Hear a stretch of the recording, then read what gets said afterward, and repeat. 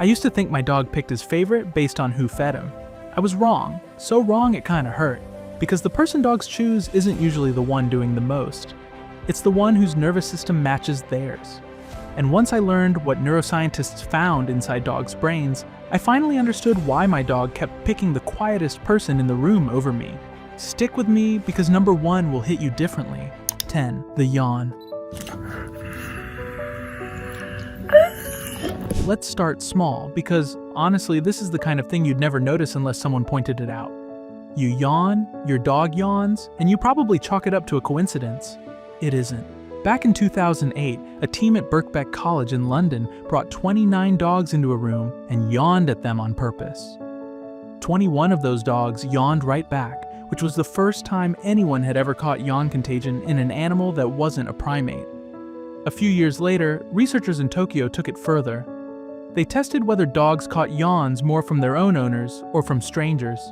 The dogs caught their owners yawn way more often, and their heart rates stayed flat the whole time, so it wasn't a stress reaction. It was something closer to empathy.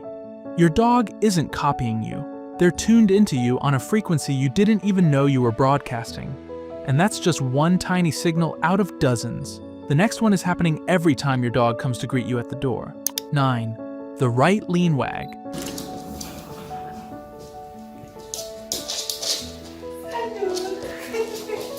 A wag is not just a wag. The direction it leans actually tells you how your dog feels about who they're looking at.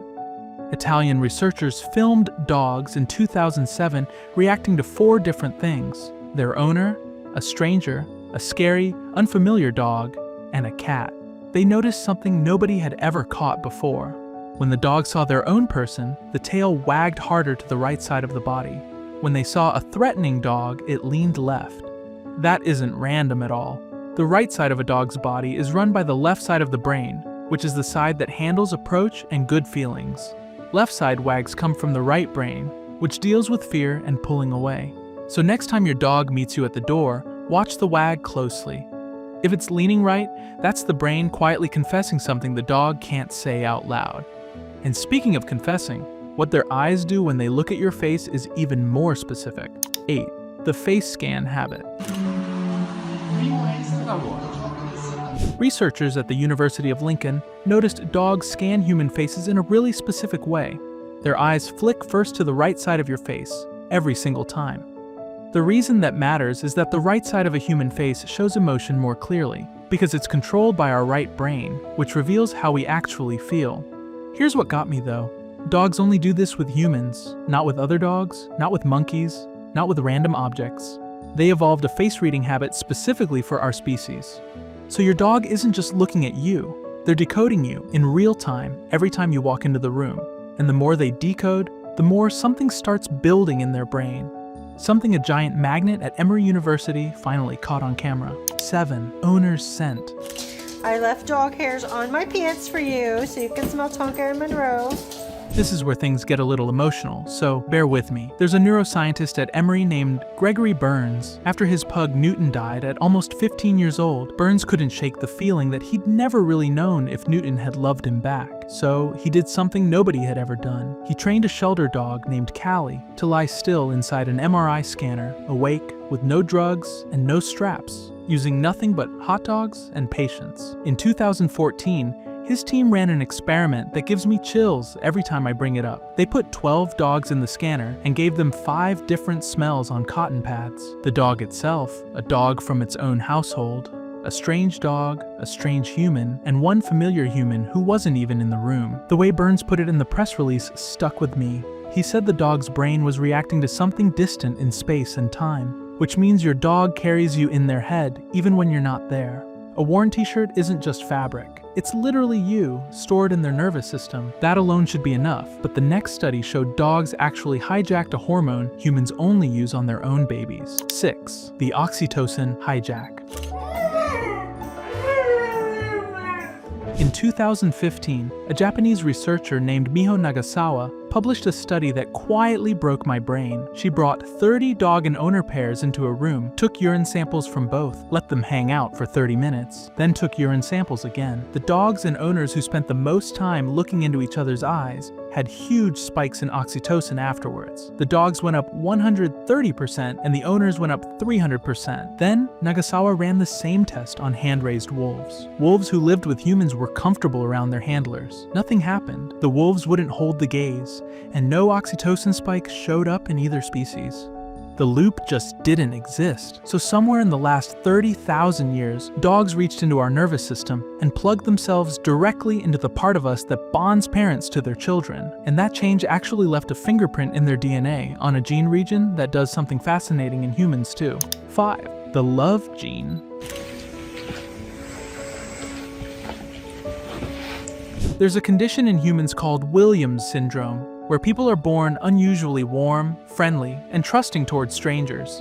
It's caused by a missing piece on chromosome 7. In 2017, a research team that included Clive Wynne at Arizona State found that dogs have changes in the matching genes, while wolves don't. Wynne wrote a whole book about this called Dog is Love.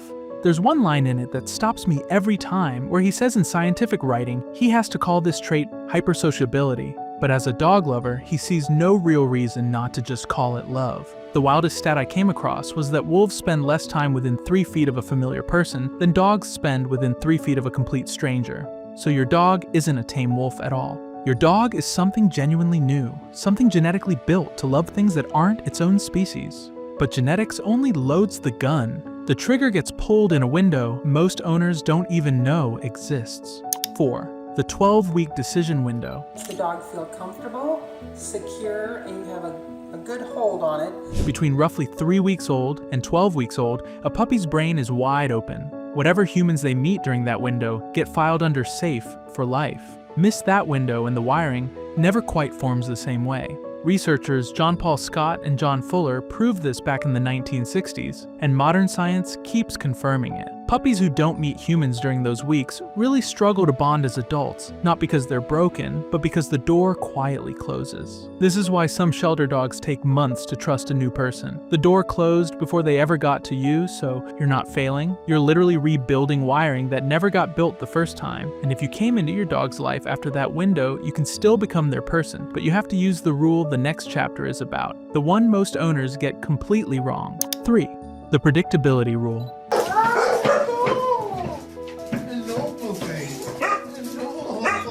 Dogs don't bond hardest with whoever feeds them, and they don't bond hardest with whoever pets them most. They bond hardest with the person whose behavior is the most predictable. A nervous dog drifts toward the calmest person in the house. An anxious dog attaches to whoever is most consistent. Your dog's nervous system is hunting for a frequency it can read without effort, and steady predictability is that frequency. Researchers at the University of Veterinary Medicine in Vienna gave dogs a puzzle toy under 3 different conditions: owner gone, owner sitting silent and blindfolded, and owner cheering them on. The cheering didn't matter at all. What mattered was presence. The blindfolded silent owner gave the dog the same courage as the cheering one, while a stranger sitting in the same chair gave them nothing.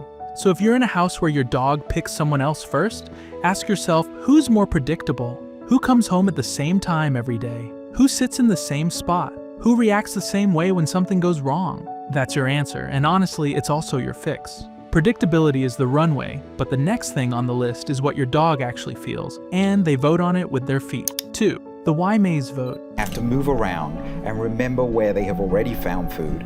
Back to Gregory Burns, because in 2016, his team finished what is genuinely my favorite dog experiment ever done. They taught 13 dogs that one toy meant food and another toy meant verbal praise from their owner. Then they scanned the dogs' brains. In most of the dogs, the reward center lit up just as bright for praise as for food. In 4 of them, it actually lit up brighter for praise. Then they built a Y-shaped maze. One path led to a bowl of food, the other path led to their owner sitting with their back turned, and the dogs ran the maze over and over. The dogs whose brains had lit up most for praise walked toward their owner 80 to 90% of the time, while the ones who only sort of cared about praise went for the food more often. The brain scan basically predicted the choice perfectly. Then there was Ozzy, a scrappy little terrier mix who chose food 20 out of 20 times, every single trial. Burns said in the official Emery release that Ozzy was an outlier, but Ozzy's owner understands him and still loves him. I love that line so much because it means some dogs are just food dogs, and that doesn't mean they don't love you. It means they show love differently. For most dogs though, given the choice between bacon and the human, they pick the human. And that brings us to the biggest signal of all, the one your dog is giving off right now, even if you can't see it. 1. The compass effect. In 2019, a Swedish team measured stress hormones in 58 dogs and their owners, but they didn't use blood. They used hair. Hair grows about a centimeter a month, so it works like a calendar of your stress over time. The result was the kind of thing that sits in your chest. The dog's stress matched the owner's stress month by month, so owners who had a hard summer had dogs who had a hard summer too. Their bodies had been keeping the same calendar all along.